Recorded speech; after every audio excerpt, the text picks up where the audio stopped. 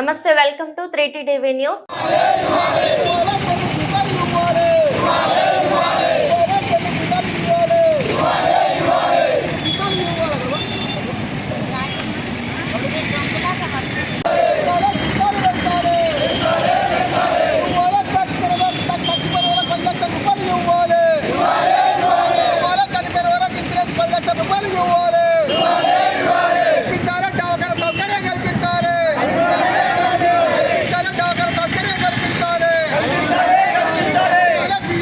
జీతాలు పెంచబోయే సంగతి వేరు, కానీ జీతాలు 6 నెలల జీతాలు బకాయిలు ఉన్నాయి.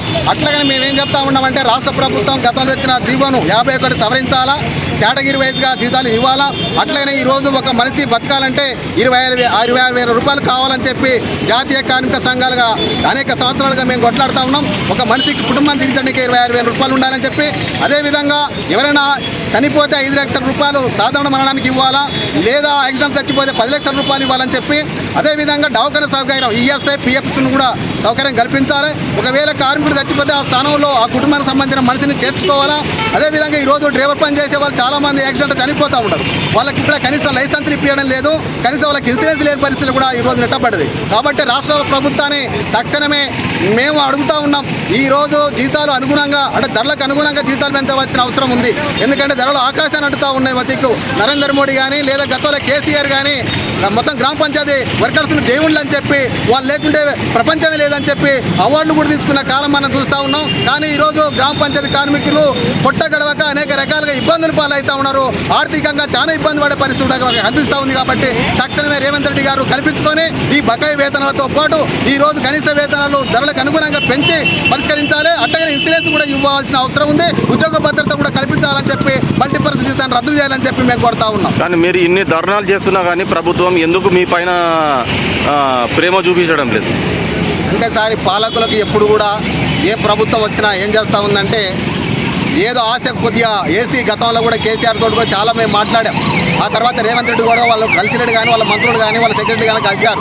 ఇప్పుడు అప్పుడు అని బొగ్గుకుండా పోతూ ఉంటారు. చిన్న చిన్న గ్రామాలు అసలు రెవెన్యూ లేదు, జీతాలు కూడా వెళ్ళడం లేదు.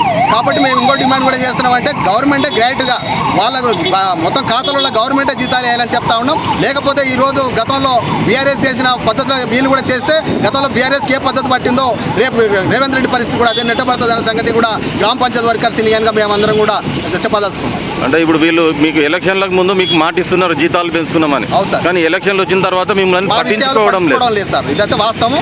కాబట్టి మేము ఇప్పటికే చాలాసార్లు చేసినాం. ఇప్పటికే నిన్న ఈరోజు కూడా రాష్ట్ర వ్యాప్తంగా టోకన్ సమ్మె చేస్తున్నాం. భవిష్యత్తులో ఇది లేకపోతే జనవరిలో దీర్ఘకాలికమైన సమ్మె కోవడానికి కూడా మేము సిద్ధపడుతున్నాం. దానికి కూడా సన్నద్ధం అవుతున్నాం. అందులో కూడా మాట్లాడి పరిష్కరిస్తే మంచిదే. మన అసెంబ్లీలో ఏదైనా మాట్లాడి పరిష్కారం చేస్తామని మేము ఆశించాం. కానీ అసెంబ్లీలో కూడా ఆ విషయం చర్చకు రాలేదు.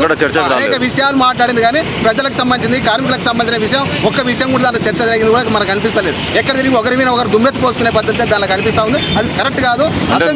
సమస్యల పైన ఎందుకు చర్చించడం లేదు అసెంబ్లీలో అంటే చూద్దాం లేని పద్ధతిలో దాటవేత ధోరణి ఎక్కువ ఉంది. ఆ దాటవేత ధోరణి మంచిది కాదనేది మేము డిమాండ్ చేస్తున్నాం.